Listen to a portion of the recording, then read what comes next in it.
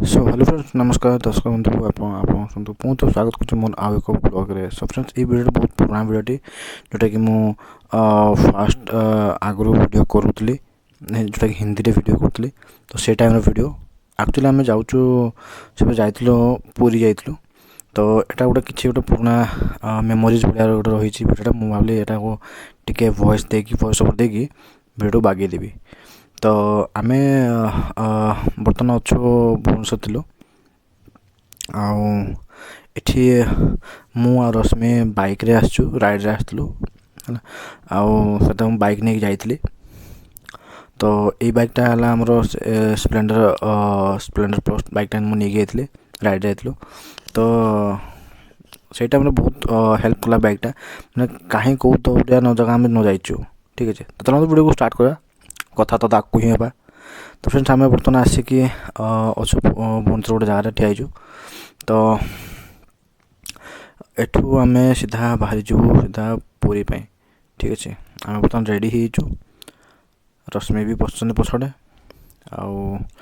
बर्तमान देख पाते साइड रे कंढी भी पलि आमको चेयर करने ठीक अच्छे तो आम जेहेतु बाइक राइड जाऊँ तो बर्तमान कंठे आमको चेयर करने पलि से आमको चेयर भी कले आ बेस्ट ऑफ लक भी कहले आम जेहेतु बाइक जाऊँ आ टिके हसी मजाक भी करदेलु सीटी ठिया टे आ बहुत मजा भी लगला है सागर लगेज भी आम रखीचु सागर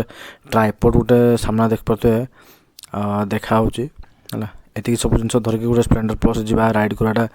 भाई बहुत ही कष्ट कारण देखते सामने गोटे मोर लैपटॉप बैगटा अच्छी से मोर लैपटॉप सांगे रही मोर ड्रेस सब रही आउ रश्मि भी गोटे बैग धरी ऑलरेडी लगेज आ ट्राइपॉड अन्य जहाँ तो फ्रेंड आम रास्ता गला प्रबल जो भोक लगे तो आम गोटे जगह ये ठिया होइचु बर्तमान है तो गोटे भल होटेल गला आम पाइलु लोक भिड़ थे ये बर्तमान टिके स्टे करिकी टिके किसी समय रेस्ट नहीं कि आम पुणी खावाई बाहरी जीवु ये जगह आम रोड साइड होता पूरी जा रास्तार पड़े आम बर्तमान पलि आसलु टिके भितर को आइलु देखुते भितर डेकोरेशन सब केमती कौन सब अच्छी आम बर्तमान खाया आसुटी बाहर तो लोक भिड़ प्रबल थे आम से एसी रूम आसिक बस पड़लु कहीं से बाहर जो गोटे गरम भी होता आउ एसी रूम को न आसले न चले आ देख पाते भीतर डेकोरेशन केमती डेकोरेट केमती देखुए पूरा आपको कैमेरा बुलेकी देखी दूची तो देख पाते कि बहुत ही भल डेकोरेट जगटा आउ बाहर जमी देखा जाए भितर सेमती ना कि भितर कि देखा गले मैंने बहुत बढ़िया आकार डेकोरेट होकर सर्विस बहुत भल था खाଇବା भी आम ऑर्डर ऑलरेडी कर देचु खाଇବା आसीजो टिके समय आमको जगह को पड़ो मान सॉरी जगह पड़ा से कहीं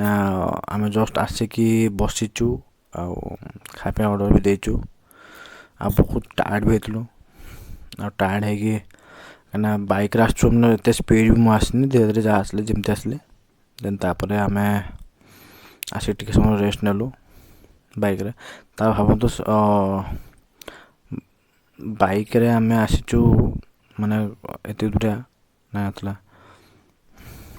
देख तो रश्मि टायर्ड होती आउ से भीतर आम खाଇବା भी पलि आसला मुझे खाଇବା गुड़ा सब कौन कौन आइटम सब आसी मुझे को से देखे दूचे देखते खाइबार सब आस भात डालमा आउ पापड़ हम सब आसला खाई खुआ सारिकी आम बाहरी गलु से होटेल बाहरी गला परे आम सीधा बर्तमान पूरा गोटे मुहा सीधा चलू पूरी है रास्ता सीन गला गोटे बढ़िया सीनटे पाइलु देखु यहाँ गोटे बहुत बढ़िया रोड लेफ्ट साइड ही पड़े आटा देखते पछड़ रोड रश्मि से पूरा से शोई पड़ते रास्ता एत टायर्ड होते से टायर्ड हेले बोली मुझे रास्ता रखिकी टी आम रेस्ट नेलु सी रेस्ट ने बसले क्या लगेज बहुत थी तेणुक सी भी टायर्ड बहुत ही टायर्ड होते से सी टे कहले मुझे बसबी आए रेस्ट नहीं कि ये जावा रोड साइड तेणु आम रोड साइड बसलु आउ पछपट देखते जो सीनटा अच्छी यही सीनटा ही मुझे हाथ टे भिड कर देखी आ जगह बहुत बढ़िया लगे आउ पूरा स्मूथ लगे जगह भल लगे एमती कथबार्ता हे लास्ट फाइनाली आम पुरी आखापाखि पहुँची गलु देखते यहाँ पुरी बस स्टाण्डटा गवर्नमेंट बस स्टाण्डटा बहुत सुंदर सजाई मुझे तो बस स्टाण्ड भर जाए आईटा पुरी गेटा देख पाते है जोटा कि आमर वेलकम लिखाई एटा बस स्टाण्डटा पछक रहा भितरटा बहुत सुंदर मुझे तो कभी जाइनी पुराना बस स्टाण्ड आगे केमती थी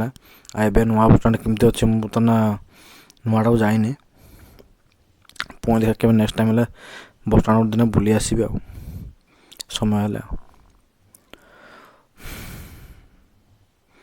तो से अनुसार आम भी रेडी हो गलु एठू पुणी आउे आम राइड रे बाहर बहुत समय राइड कराया टिके आम जो जगह पाचु टिके रोचु जो भल क्लिप पाऊलु माने शॉर्ट्स पाऊलु टिके शॉर्ट नौलु आमती ही आम राइडटा से जाइला देख पाते रश्मि टी मझे मझे मुहर मुड़ दूसरी है देख पाते मो बाइक देखते आम से स्प्लेंडर बाइक देखते यहाँ यही बाइक रे ही आम जाइचु यही बाइक रे आम कुआड़ कुआड़ जाइचु भाई आम तुलना बाहर है बहुत जगह बुलूचु ये बाइक रे है बाइक राइडिंग भाई मजा गोटे अलग पूरा मजा तार चार मुड अलग बाइक राइडिंग रे है बाइक तेंगे भाई जहाँ तो स्प्लेंडर हो कि भाई R15 हो जहाँ भी हो किसी बाइक हो भाई बाइक राइडिंग गोटे अलग मजा तो फ्रेंड्स आम बर्तमान धीरे धीरे आगे आरंभ कलु बर्तमान एटा देख पाते गोटे गेट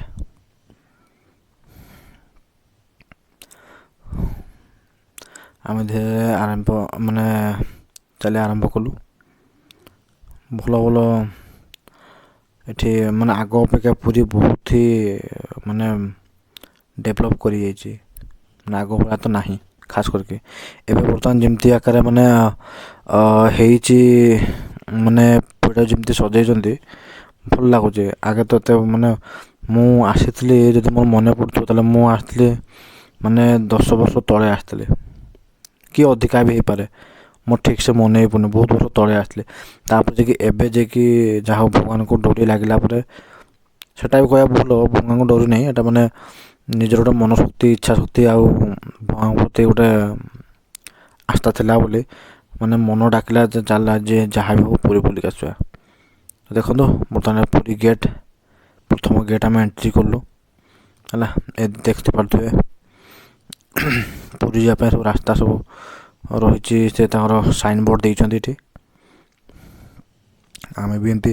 धीरे धीरे धीरे धीरे आराम से जाऊँ है जेहेतु दीटा लगेज धरचु सागर मोर ट्राइपॉडटा रही ट्राइपॉडटा रहा टे उड़ुआ से बेसी स्पीड भी आम जापारे आ रश्मि बेसी टायर्ड होती मुँह एकला था गोटे अलग था सी बस ना तेणुक से बेसी स्पीड भी बाइक चलाऊ था जी गोटे एवरेज स्पीड रे मुझे जाऊे जी दरकार से स्पीड गोटे जाऊे देख पाते जय जगन्नाथ लिखाई ये बहुत सुंदर आगे लिखाई खास कर यही लोकेशन ही गोटे बहुत बढ़िया लगे देख पाते ये लोकेशन गोटे बहुत बढ़िया लोकेशन है ये देखो पूरी से पुराना गेटा एंट्री गेटा प्रथम गेट थी प्रथम एवं तो बर्तमान सब दुनिया गुड़ाए गेट कर देते ये देखते यहाँ पूरी गला देखते गोड़ ठिया गोटे भल व्यू पॉइंट बनई प्राय लोक आसिक फोटो फोटो उठाते आम तो पहुँचला इवनिंग होगा रात कि बहुत बढ़िया देखा यहाँ गेस्ट हाउसटा आम जो रोचु टिके भ्यूज टे नौचु भल भल भ्यू जहाँ आस तो आम सेमती कथबार्ता ही लास्ट फाइनाली आसिक आम गोटे भल होटेल रहीगलु आसिक ରହିଗଲା ପରେ ଭଲ ରୁମ୍ ବି ଭଲ ସର୍ଭିସ୍ ବି ଯାହା ଆମକୁ ମିଳିଆସୁଛି ବହୁତ ଖୋଜିଲା ପରେ। ଆଉ ପୁରୀରେ ମାନେ ହୋଟେଲ ତ ବହୁତ, କିନ୍ତୁ ଭାଇ ପ୍ରାଇସ୍ ଟିକେ ମାନେ ଅଧିକା ରହୁଛି। ଟିକେ କମ୍ ପ୍ରାଇସ୍ ବାଲା ଯଦି ଖୋଜିବେ ତାହେଲେ ଆପଣ ଟିକେ 5-6ଟା କେତେ ହୋଟେଲ ଯେପର୍ଯ୍ୟନ୍ତ ନ ଘାଣ୍ଟିଛନ୍ତି ସେ ପର୍ଯ୍ୟନ୍ତ ଆପଣଙ୍କୁ ଭଲ ହୋଟେଲ ଏଠି ମିଳିବ, ଏଟା ଟିକେ କଷ୍ଟକର ହେଇଯିବ। ତେଣୁକରି ଯେତେବେଳେ ପୁରୀ ଆସିବେ ଟିକେ ଆଗେ କିଛି ହୋଟେଲ ଆଗେ ବୁଲିଦେବେ, ସେ ଭିତରେ ଆପଣ ପ୍ରାଇସ୍ ଆପଣଙ୍କ ସୁବିଧା ଅନୁସାରେ ଆପଣଙ୍କୁ ମିଳିଯାଇପାରେ ହେଲା। ଆଉ ଏମିତି ଯଦି ଆସିବେ ଯଦି ତାହେଲେ ସି ବିଚ୍ ପାଖରେ ଭଲ ଭଲ ହୋଟେଲ ରହିଛି, ଯେଉଁଟାକି ଆପଣ ସନରାଇଜ୍ ସନସେଟ୍ ଇଜିଲି ଦେଖିପାରିବେ। ଗୋଟେ ସକାଳର ନଜାରା ଗୋଟେ ଅଲଗା ଥିବ, ସାଙ୍ଗରେ ସି ବିଚ୍ ସାମ୍ନାରେ ଥିବ ହେଲା। ତ ତାର ନଜାରା ଗୋଟେ ଅଲଗା, ତ ସେଟା ତାର ତେଣୁ ସେ ଅନୁସାରେ ତାର ପ୍ରାଇସ୍ ବି ରହିଛି। ମାନେ କହିବାକୁ ଗଲେ ରୋଡ଼ ସାଇଡ଼୍ ଯେତିକି ସବୁ ରହିଲା ଆମର ହୋଟେଲ ହେଲା ସବୁ ମାନେ ମିନିମମ୍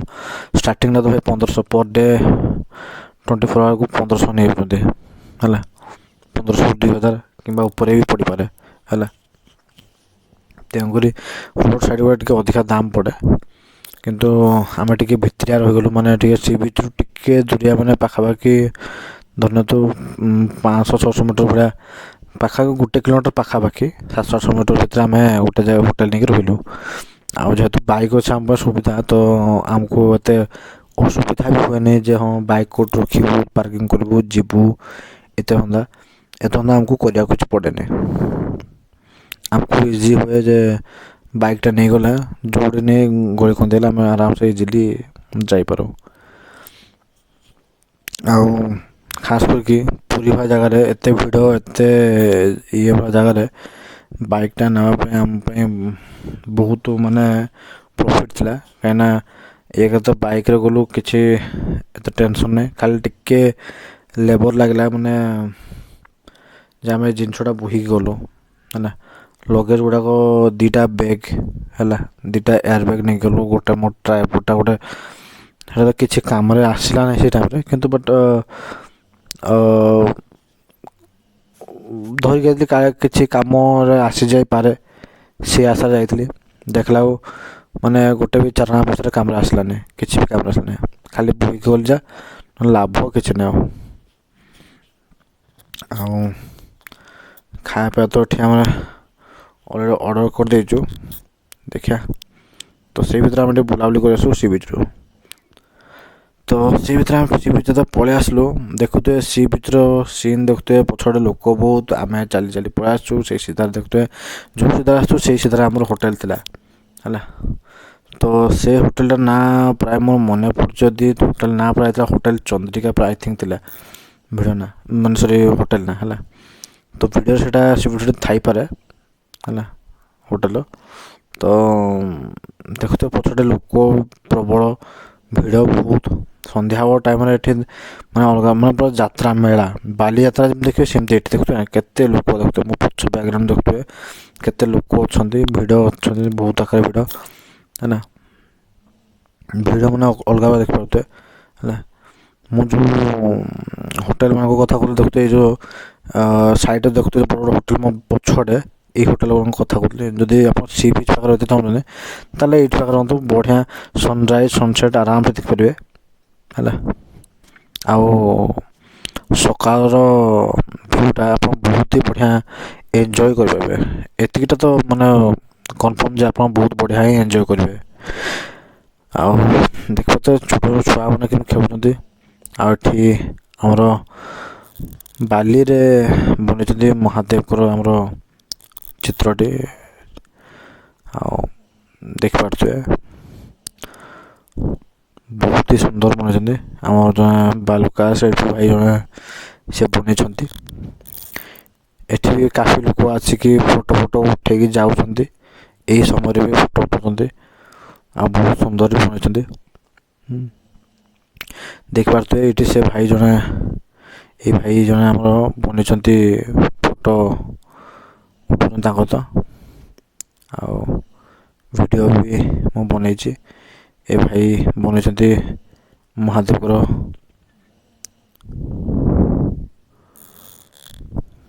କିନ୍ତୁ ଦେଖୁଥିବେ ଅନ୍ଧାରରେ ଦେଖାଯାଉଛି, ବଢ଼ିଆ ଲାଗୁଛି, ଖାସ୍ କରି ରାତିରେ ଯଦି ଗୋଟେ ଫୋକସ୍ ପଡ଼ିଛି ହାଲୋଜେନ୍ ଟାଇପ୍ର ଲାଇଟ୍ଟା ପକାଇଛନ୍ତି, ଭଲ ଲାଗୁଛି। ତ ଆମେ ଫାଇନାଲି ପଳେଇ ଆସିଲୁ ଟିକେ ଦେଖିବା ପାଇଁ। ଦେଖୁଥିବେ କେତେ ଭିଡ଼ ଏଠି, ଜଳଖିଆ ପତ୍ରଠୁ ଆରମ୍ଭ କରିକି ସବୁ କିଛି ହେଲା, ଶଙ୍ଖ ଫଙ୍କ ସବୁ ହେଲା। ରଶ୍ମି ତାଙ୍କର ଚାଲିଛନ୍ତି, ଆଗେ ଆଗେ ଚାଲିଛନ୍ତି, ଖାଇ ଚାଲିଛନ୍ତି ହେଲା। ଦେଖୁଥିବେ ରାତିଟା ତ କିଛି ଦେଖାଯାଉନି, ଏ ସାଇଡ଼୍ଟା ଲାଇନ୍ ପଡ଼ିଥିଲା, ଏପଟ ସାଇଡ଼୍ଟାରେ ଲାଇନ୍ ଅଛି। ଯେ ଯାହା ଯେମିତି ହାଲୋଜେନ୍ ହେଲା, ଲାଇଟ୍ ହେଲା ଲଗେଇ ତାଙ୍କ ବୁଲୁଛନ୍ତି। ଲୋକ ଭିଡ଼ ରହିଛନ୍ତି, ଯେହେତୁ ସେତେ ଆମର ମ୍ୟାରେଜ୍କୁ ବର୍ଷେ ପୁରି ନଥିଲା, ସେଥିପାଇଁ ଗୋଟେ ଆମେ ସମୁଦ୍ରକୁ ବି ଯାଇନଥିଲୁ, ଗାଧୋଇ ନଥିଲୁ, କିଛି ନାହିଁ। ଖାଲି ସମୁଦ୍ର ସାଇଡ଼୍ରେ ଠିଆ ହେଇକି ବାସ୍ ଖାଲି ଗୋଟେ ଜଷ୍ଟ ମଜା ନେଲୁ ଆଉ, ଯେ ହଁ ଏତିକି ଲୋକ ସବୁ ଆସୁଛନ୍ତି, ଭିଡ଼ ହେଇଛି ସବୁ ପ୍ରକାର। ବାଲିରେ ଚାଲିଲୁ, ମଜା ଲାଗିଲା ହେଲା। ଆଉ ଯାହା ପାଇଲୁ ଖାଇଲୁ, ପ୍ରବଳ ଖାଇଲୁ। ଏଇ ଦେଖନ୍ତୁ ଯେମିତି ଝାଲମୁଢ଼ି ଖାଇଥିଲୁ, ପୁରା ସବୁରା ମିକ୍ସ କରିକି ସେ ଭାଇ ଜଣ ଦେଲେ, ପୁରା ଜବରଦସ୍ତ ବାଲା ଝାଲମୁଢ଼ି ଦେଲେ, ମଜା ଆସିଲା। ଦେଖୁଥିବେ ତାଙ୍କ ବନେଇବା ଶୈଳୀ କେମିତି, କୁଆ ସବୁ ବନାଉଛନ୍ତି ଦେଖନ୍ତୁ। କିନ୍ତୁ ଝାଲମୁଢ଼ିଟା ସେଦିନ ଖାଇଥିଲେ ମୋର ଏବେ ବି ମୋର ମନେ ଅଛି, ପୁରା ପଇସା ବସୁଲ ବାଲା ଝାଲମୁଢ଼ି ଦେଇଥିଲେ, ବଢ଼ିଆ ଲାଗିଲା। କିନ୍ତୁ ଝାଲମୁଢ଼ିଟା ବି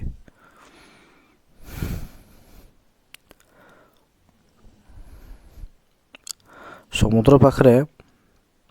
ମାନେ ଭଲ ଭଲ ଦୋକାନ ବସନ୍ତି ହେଲା। ଥରେ ମୁଁ ତ ଭାଇ ଯେତେ ଥର ଯାଇଛି, ମାନେ ମୋତେ ଆସିବାକୁ ଇଚ୍ଛା ହୁଏନି। ତାପରେ ଆସିକି ସେଠୁ ଝାଲମୁଢ଼ି ଖାଇଲା ପରେ ତାପରେ ଭାବିଲୁ ଟିକେ ଚାହା ଫା ଟିକେ ପିଇବୁ, ଚାହା ଖୋଜିଲୁ। ଆଉ ଚାହା ଖୋଜୁ ଖୋଜୁକା ଚାରେ ମିଳିଗଲା ପୁଣି ମାଟି କପ୍ରେ ଚା। ଏ କପ୍ରେ ଖାଇବାର ଗୋଟେ ମଜା ଅଲଗା, ମାଟି କପ୍ରେ। ତ ସେଇଟା ଆମେ ଟିକେ ଚେସ୍ ବି କରିଦେଲୁ, ମଜା ଆସିଗଲା। ତାପରେ ସିଧା ରୁମ୍କୁ। ଏବେ ବର୍ତ୍ତମାନ ଆମେ ରୁମ୍କୁ ପଳେଇ ଆସିଛୁ। ଖାଇବା ତ ଅର୍ଡ଼ର ହେଇଥିଲା, ଖାଇବା ଆଉ ଟିକେ ଆସିଯିବ। ଆଉ କାଫି ଟାଇମ୍ ବି ହେଇଥିଲା ସେତେବେଳେ, ଆଉ ଆମକୁ ରେଷ୍ଟ ବି ନେବାର ଥିଲା, ଯେହେତୁ ବହୁତ ଟାୟାର୍ଡ଼ ହେଇଥିଲୁ। ତ ଆଜିକା ପାଇଁ ଏତିକି।